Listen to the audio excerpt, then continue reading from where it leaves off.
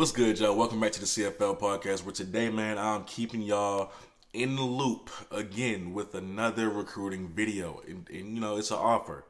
It's going to be offers for a while because, like I said, it's going to be hard to find a recruit that's committed until December. Jackson State is doing a really good job of keeping things under wrap until December. So, when that month comes and the news start to come out, then I give y'all that as well. But I still want to keep y'all in the loop on what they're trying to do recruiting wise, what kind of players they're going after. Just to give you an idea of what they want their personnel to look like going forward. So, I'm back with another one. And I have another video coming on another offer that they did as well today. You're going to see that today. So watch this one first. Hopefully I can have that second one uploaded, or I might wait a while. But just know there'll be more than one video today. Know that.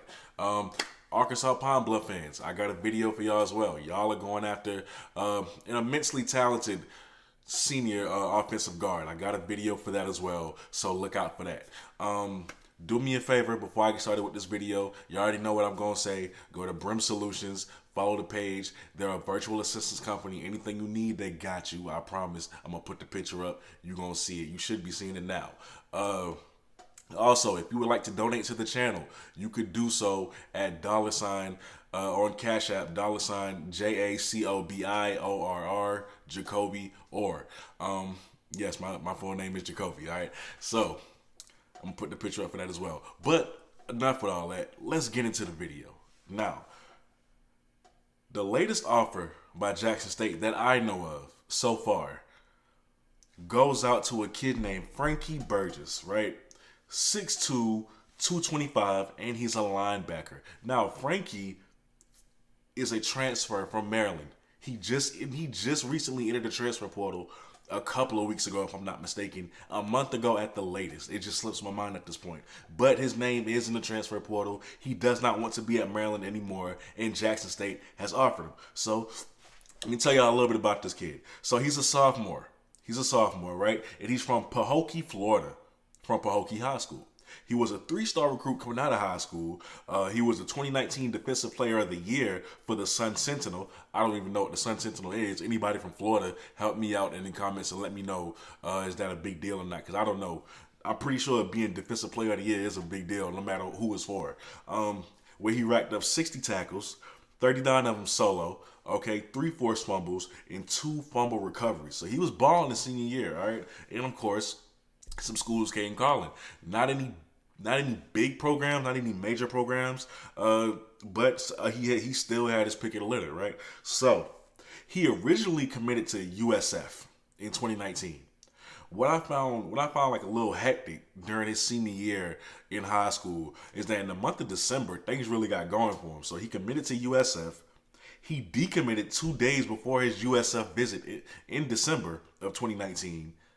After that visit, he committed to Maryland. That's in like a week or two later, he took the visit, he committed, and he signed with Maryland. Like, this all took place in a couple of weeks. So it was December was a really busy month for him.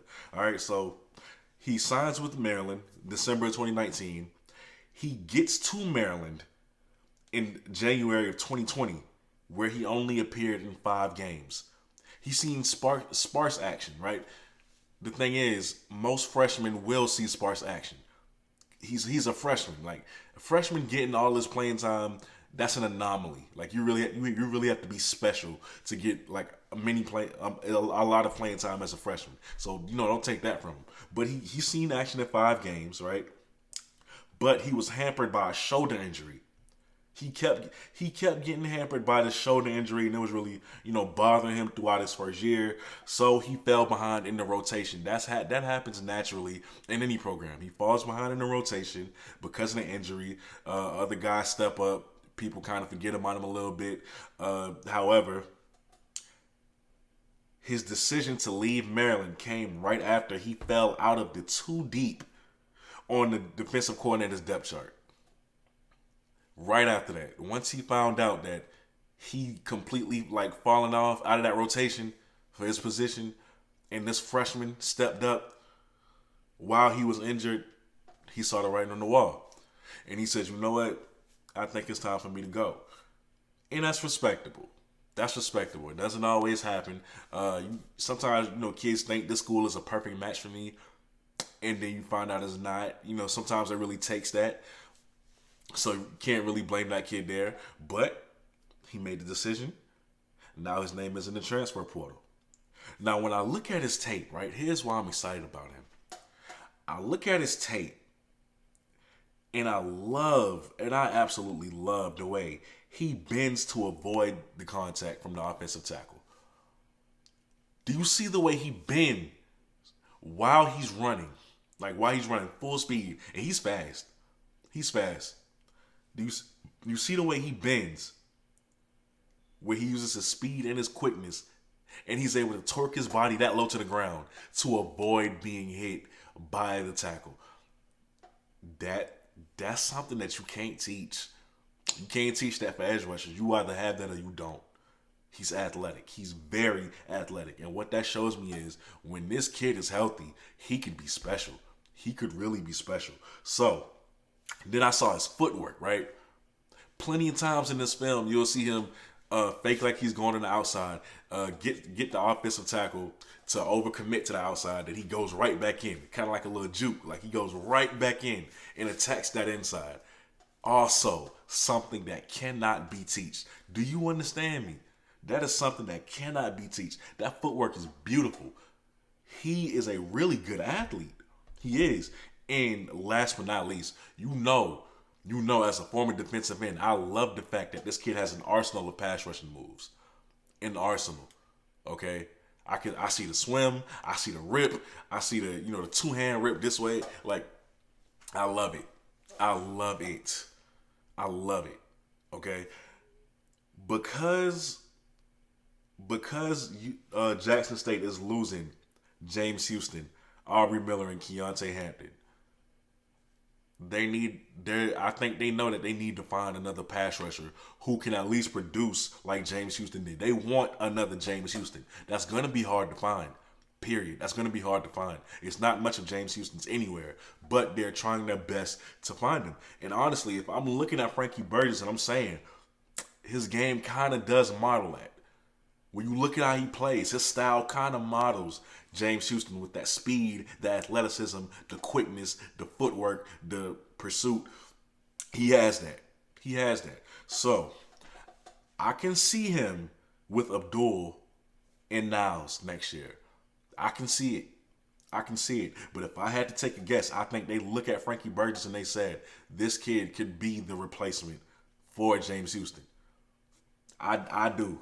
I do. Now, when you look at that film, I know you'll look at it and you'll say, okay, yeah, he's fast and he's getting past his tackle, but all the quarterback has to do is step up in the pocket. And you'd be right. There's a few plays where it does look like he over pursues, but that is fixable. You feel me? Because all he has to do, and I know Coach Thurman and the linebacker coaches and everybody else will get him right, but that's fixable because all he has to do is point his hips towards the quarterback while he's rushing. If you keep your hips pointed at the quarterback while you're rushing, you cannot over pursue.